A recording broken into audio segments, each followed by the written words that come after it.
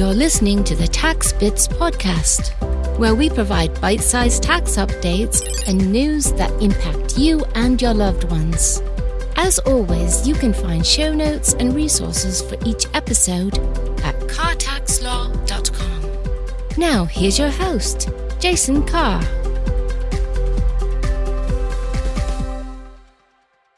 Welcome once again, and thanks for tuning in for this month's tax podcast.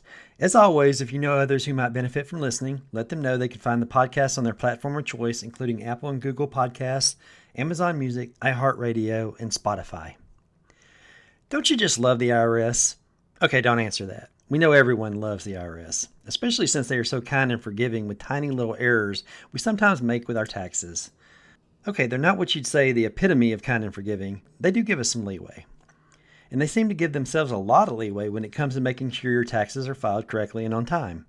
In fact, the IRS allows itself 3 years to conduct an audit on your tax return and 10 years to collect any tax you might owe. That's what we're going to be talking about today. But talk about kind and forgiving. The IRS also imposes a deadline for taxpayers. That's usually April 15th, when you're required to file your return to collect any refunds that's owed to you. These time limits or deadlines are known as statutes of limitations.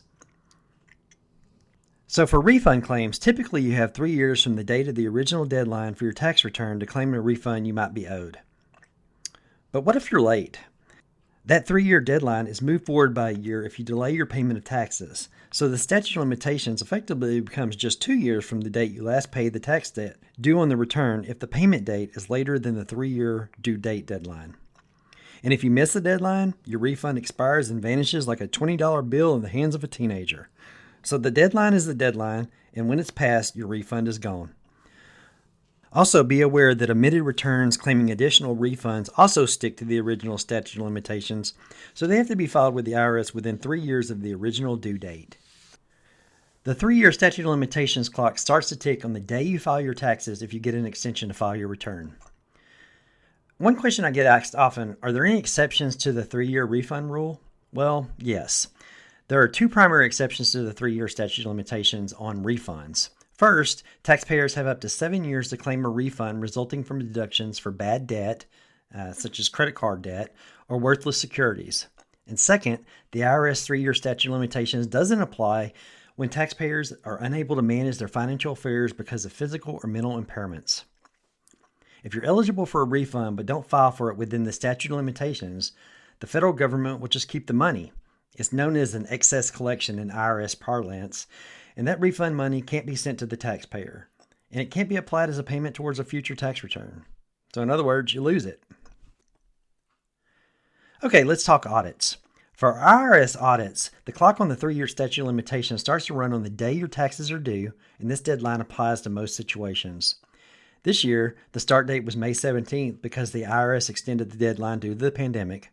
As a result, the IRS has until May 17th, 2024 to begin an audit, no matter if you filed your return in February of 2021. The deadline would be April 15th in all other years except for special provisions by the IRS. And if you request an extension to file, the IRS would have 3 years from the date you actually file. And of course, there are exceptions to the 3-year audit rule and assessments. The IRS has 6 years from the date a return is filed to audit a tax return and to assess additional tax if the taxpayer forgets to state income that's more than 25% of what is reported on the tax return. In other words, underreporting. Likewise, the IRS also has 6 years to audit your tax return and assess additional tax on income connected with any undisclosed foreign financial assets if the omitted income is more than $5,000.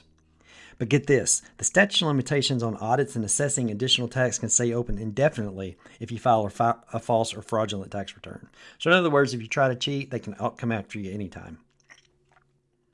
Now let's consider the amount of time the IRS has to collect outstanding debt. That length of time is 10 years. Yep, that's right, 1 full decade. The 10-year deadline for collecting outstanding debt is measured from the day a tax liability has been finalized. In other words, typically that's a notice of deficiency has been issued. This can occur in a few different ways. First, your tax liability might be deemed finalized because it's the amount of tax reported on a tax return that you filed. It also may be finalized because it's an assessment of additional tax from an audit. Finally, your tax liability may be said to be deemed finalized because it's a proposed assessment that's become final.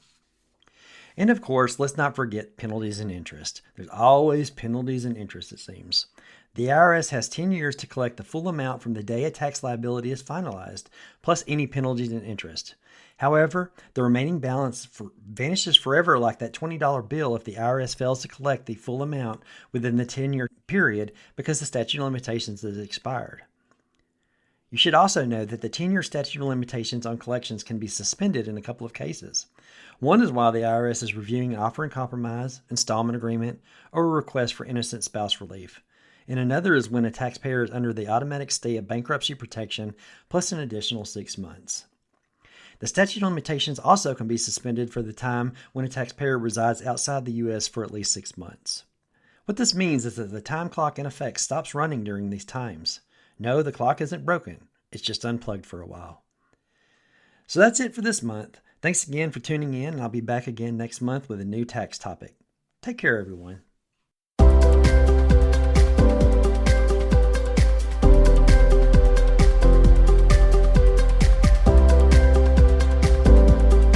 If you enjoyed today's podcast, please tell your friends and colleagues to visit cartaxlaw.com. cartaxlaw.com. Thanks for listening, and be sure to tune in next time for another edition of the Tax Bits podcast.